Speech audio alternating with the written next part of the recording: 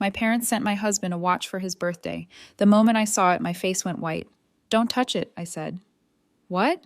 Why? He asked. Please, just don't touch it, I whispered. It's a trap. And I was right. We didn't yell. We handled it the next morning. Each of my parents received a letter and began screaming. It had arrived on a Wednesday. The packaging looked ordinary. Standard cardboard box. Nothing that stood out. Just a brown parcel with a shipping label and a cheerful birthday sticker someone had peeled off a roll. We had just eaten dinner. Something forgettable and beige. Probably frozen pizza. The kind of meal that leaves a quiet film of guilt on your teeth. He was rinsing off the plates, and I was wiping down the counter when the doorbell rang. That's when we found it. The box. He opened it the way you'd open socks. Interested, but not overly invested. Oh, he said. Your parents sent me something. I glanced over. Did they? That's nice. A watch, he added, lifting a velvet box from inside. Black, sleek. Too sleek. One of those moments where your body reacts before your brain catches up. My stomach gave a small churn, a quiet alarm with a fading battery. I dried my hands slowly. He was already sliding his thumb under the lid. Don't touch it, I said. He looked back at me. What? Don't touch it, I repeated, firmer this time. Please, it's a trap. He gave me a look, like I'd just told him to store the watch in the refrigerator. What are you even talking about? It's a present. I stepped forward, tugged the tea towel off the oven handle, and gently wrapped the box. Even through the fabric, I could feel the weight. Too heavy. Let's check something first, I said. He paused. Check what? I'm not sure yet. Just something. He watched as I carefully placed the bundle on the edge of the table like it might lunge. He didn't laugh.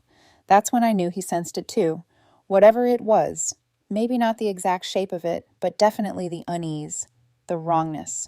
We sat down. I picked up my phone and took a picture of the watch box. Clean shot. Good lighting. Not for nostalgia. For documentation. Then I started searching.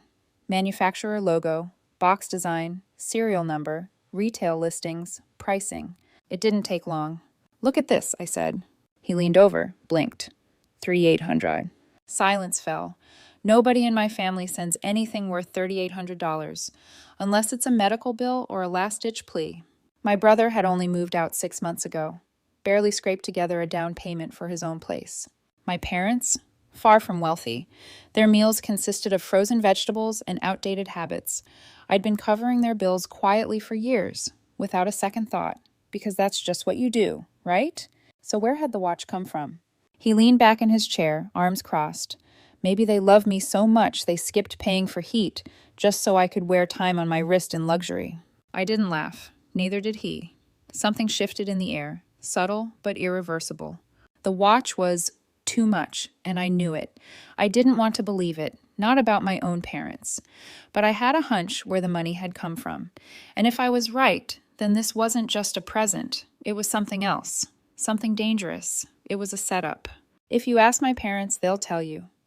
They always treated us equally, which is true. If by equally, you mean I did everything, and my brother got away with murder growing up.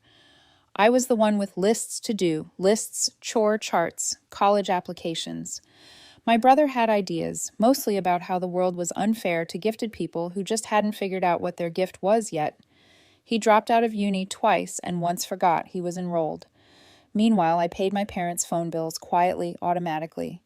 Because that's what you do. That didn't change when I met my husband. If anything, it made things more complicated. He wasn't rich. He wasn't powerful. He wasn't even very tall, which my mother found disappointing.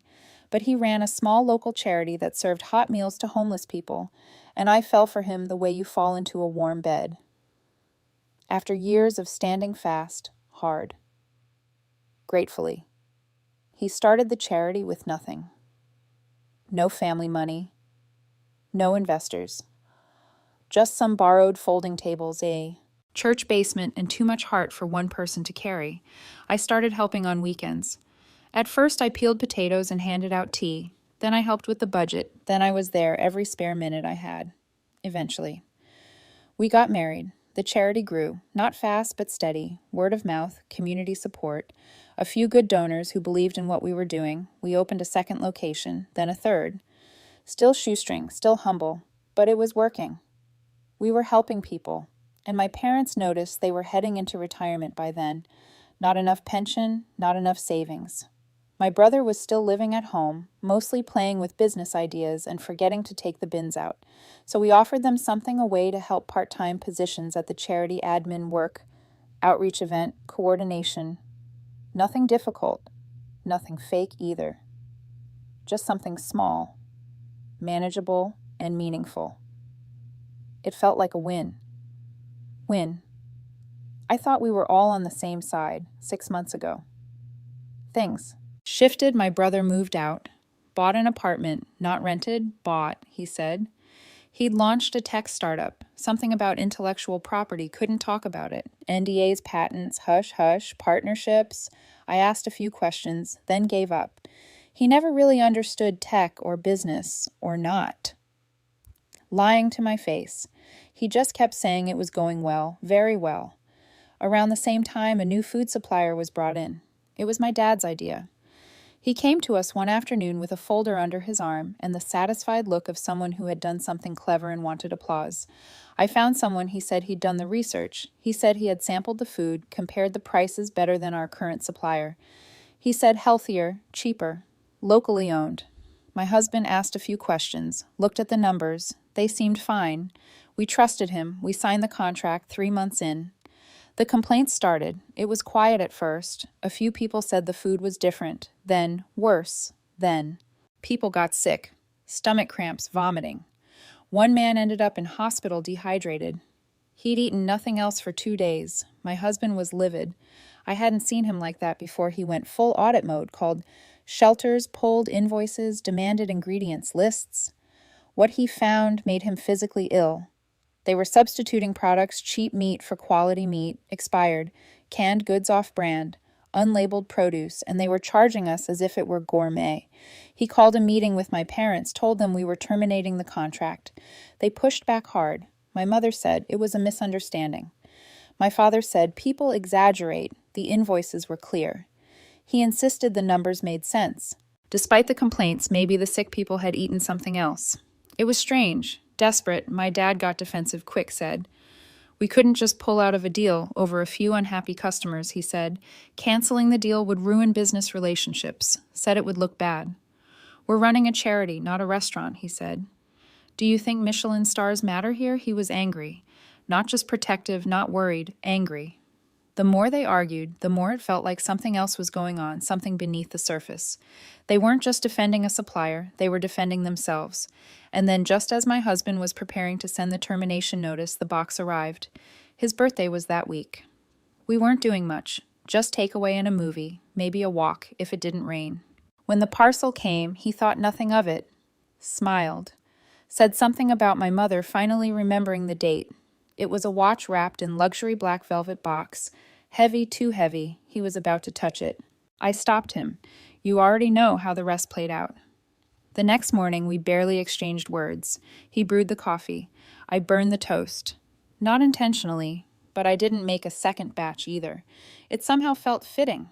Charred edges, a quiet kitchen, 2 people silently turning over the same thought without speaking it aloud. The box still sat on the counter, wrapped in the same tea towel I'd used the night before, unopened, untouched, watching us. I wrote 2 letters and sealed them in plain envelopes. He didn't ask what I had written. He already understood. He lifted the watch as if it were ticking, not just audibly, but like it had wires, a countdown. He used a clean dish towel to hold it by the corners, careful not to touch the leather, the velvet, or even the box beneath. He didn't let out a breath until it was completely rewrapped and returned to its original packaging. Then we got in the car. The drive was wordless. We weren't arguing. We weren't withdrawn. We were simply bracing, like that stillness you hold on to right before a storm batters the glass. Not theatrical, just practical. At the charity office, my parents were already inside, at their desks, pretending to be occupied. I saw my mom rereading the same email. My dad had a spreadsheet open but was scrolling through his phone. Neither looked up when we entered. We didn't stop at reception. We walked straight to the staff room. Neutral ground. No clients. No spectators. Just harsh lighting and mismatched chairs. He handed over the box. I passed them the envelopes. My father looked down at both items, then back at us. What is this? He asked. Open it, I replied. And they did. 2 printed letters. Polite, formal, immediate termination, 1 month's pay, no further involvement. My mom looked stunned, like something had stuck in her throat. You're firing us? She asked. Yes. Just like that? Exactly like that. My father stood up, his chair scraping loudly on the linoleum. We're your family. Not anymore, I said. He looked at me, like I was speaking a language he didn't know, like I had forgotten my assigned lines in some play. We've done nothing wrong, he said. No, I responded. Then I pulled out my phone, opened the browser, and showed them the listing again. The watch. The price. Want to explain where this came from? They didn't answer. Why would you send that to him? You couldn't even afford to repair the boiler last winter. I paid that bill for you. Still silence. So I'll ask again, where did you get the money for the watch? My father shrugged. It was a gift. An incredibly expensive gift, I said. We thought he deserved something nice, my mother chimed in. Is generosity a crime now? No, I said. Just suspicious. That's when they both began talking at once. Fast, flustered, defensive. You don't understand how hard it's been. The supplier was legitimate. We were only trying to support your brother. That last part made me stop cold. What does he have to do with this? My dad shut down. My mom turned her face away. Why were you pushing so hard for that company? I asked. What was all the urgency about? Why lie about the food quality? People got sick. You knew that. They were exaggerating, my father muttered. One of them ended up in the hospital. He had no response. You had something to gain from that contract, didn't you? My mother snapped. We didn't do anything illegal, my dad followed. We just made a smart deal. You're the one making it ugly. I leaned forward. So that's where the watch came from. Neither of them corrected me. I felt my chest burn, not with rage, with the slow, sad heat of confirmation. You knew what you were doing, I said, and you gave it to him, knowing what it would look like, knowing what it could do to him if anyone found out. My mother crossed her arms. It's not like we told him to accept it, but you knew what it was. They didn't answer. You put him in danger. You put the charity in danger. And for what do you want to be poor your whole life? My dad shot back. Do you want to keep scraping by while people like that catering company make real money? People got sick. No one died yet. Silence. Then he said it. You care more about how things look than about your own family. I nodded slowly. Not because I agreed, but because I finally understood. No. I said, I care about right and wrong, and this was wrong. What you did was wrong, all of it. My mom looked like she might cry. Didn't I need space? I said a lot of it. No more calls, no more favors. I'm done. You don't mean that. My dad said. I looked him dead in the eye. I do, and I want you to leave now. They left. Not in a dramatic slam. The doorway just slow, quiet, like they knew something had shifted, and they couldn't shift it back. I stood in the doorway and watched them walk away. I didn't cry. I didn't scream. I just stayed there, holding the silence like it was something fragile for the first time in my life. I didn't feel like the daughter. I felt like the grown-up in the room. It started with pounding on the door, not a knock. A pounding like someone meant to break it down or make a point. I opened it slowly. My brother stood there, face flushed, breathing hard, like he'd sprinted across town in bad shoes. What did you do? He snapped. No, hello, no preamble. Good morning to you too, I said. He looked past me. Is he here? My husband appeared behind me, silent, calm, but not smiling. Why don't you tell us what this is about? He said. My brother rolled his eyes. You know exactly what this is about. You're trying to ruin us. You're going to get us all killed. Well, that escalated. What happened? I asked, keeping my voice flat. You canceled the contract. He said you were supposed to stay quiet. Just let it run. Now the deal's off. And we've got people asking for their money back. Who? He hesitated. That half-second pause gave it away. What people? I asked. Again, he didn't say their names, but he said enough. They paid up front. Now the contract's dead and we didn't deliver. They want their money, all of it. And they're not exactly the kind of people who send polite emails. So let me get this straight. I said, you took money from someone to push a deal through, and now that deal is falling apart because we refuse to poison people with expired meat, and you're the victim. I didn't know the food was bad, he said quickly. Of course you didn't, I said, because you never ask questions when money's involved. He folded his arms. I'm going to have to sell my apartment. You realize that maybe you shouldn't have bought it with money that wasn't yours. I was helping the family, he snapped. No, my husband said, finally stepping forward. You were helping yourself. There was a long, thick silence. Then my brother spoke. Again, lower now. If you bring the supplier back, this can still be fixed. We're not bringing them back, I said. You should think about what happens if you don't. Was that a threat? My husband asked. It was a fact, he said.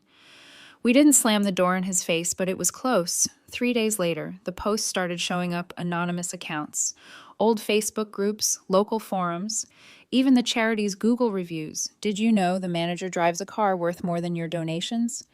Ask them where the Rolex came from. You think the homeless are getting fed. They're feeding themselves. One account posted the watch photo, blurry but unmistakable. Then came the messages to donors, the emails, the tagged posts, the hashtags. By the end of the week, 2 sponsors paused their donations. One event was quietly canceled. We met in the office late one night. My husband looked exhausted. The staff were rattled. Our volunteer coordinator was crying in the kitchen. I stood in front of the bulletin, bored, and stared at the wall like it had answers. Then my phone rang. State Department of Charitable Oversight. I didn't even know that was a thing. Until that moment, they wanted to talk leadership review, anonymous tips, mismanagement concerns. They were very polite, which made it worse. I hung up and looked at my husband. He didn't ask what the call was about. I think he already knew the next day my parents called, or maybe it was the brother using their phone. I didn't answer. Then the email came, simple, short, no sign off. If the supplier is reinstated and our positions restored, the attacks will stop. I read it 3 times. The 4th time I laughed. Not because it was funny. My husband sat down next to me. We should report it, he said. I nodded. Let's do it tomorrow. We didn't sleep much that night. We went to the police the next morning. We brought everything, the emails, the supplier reports, the volunteer testimonies, the screenshots of the attacks. We told them everything about the contract, the resistance, the pressure, the subtle threats, the email. The officer who took our statement didn't flinch. You're not the first, she said. This is happening more often these days, but you did the right thing by coming forward. I wanted that to be true. I needed to believe we weren't already too late. That truth still mattered, even when it arrived in a plain envelope and smelled faintly of reheated soup. As we stepped out of the station, I glanced back at the door. It didn't slam. It shut gently, purposefully, like it knew we were stepping into a new chapter, the one where everything finally came to light. 6 months later, it hit the headlines. Front page of the local paper. A 2-page spread in a regional magazine. Even a radio feature. The story had it all. A charity scandal, a bribery, betrayal, and the plot twist no one expected. A daughter who turned in her own family. My parents were sentenced to 18 months in federal prison. Charges: conspiracy, fraud, bribery, fines, $50,000. Most of their savings gone. Their reputation destroyed. No more neighborly nods at the post office, no more warm memories in the community. The court confirmed it. The watch had been part of the bribe, alongside a $15,000 payment quietly wired to my father's account just weeks before the contract approval. Money that ultimately helped my brother cover his apartment deposit. He got probation, 200 hours of community service at a food bank of all places. The apartment he bought, seized. The catering company, a facade. He went quiet after that. The business fell apart. Its CEO was sentenced to a year in prison, hit with fines, a revoked license, and a public fall from grace. The website disappeared. Their name became a cautionary tale in nonprofit circles. And us? We were cleared, officially, publicly. The regulator issued a statement. Donors returned. Volunteers came back. The board voted unanimously to reaffirm my husband's leadership. In the staff kitchen, there was fresh coffee and fresh hope. I returned to work, real work, honest work, the kind that feeds people, that grounds you, that reminds you, every single day, why you chose to take a stand. Before I reported them, I thought it would haunt me. I imagined waking at 3 a.m., guilt gnawing at my ribs. I expected to hear my mother's voice accusing me of betraying blood. But I don't. I sleep well. Better than I used to, actually. Because each day I walk into that shelter and witness someone enjoying a hot meal. Every day I hear a genuine thank you. And every single day I see the people we serve, the ones who truly matter. And I feel it. Peace. I did what was right. Not what was easy, not what was painless, but what was right. There's clarity in that. I haven't spoken to my parents. They sent a letter. I haven't opened it. Not because I'm angry, but because it's done. Some chapters close, and that's okay. This morning, I walked into the kitchen. The radio played something silly and upbeat. The bread was fresh. Someone spilled soup and laughed. One of the new volunteers was showing someone how to chop onions without tears. It was noisy, messy, alive. It was good, and it was ours. So now I ask you, did it go too far or not far enough? Leave a comment and subscribe for more.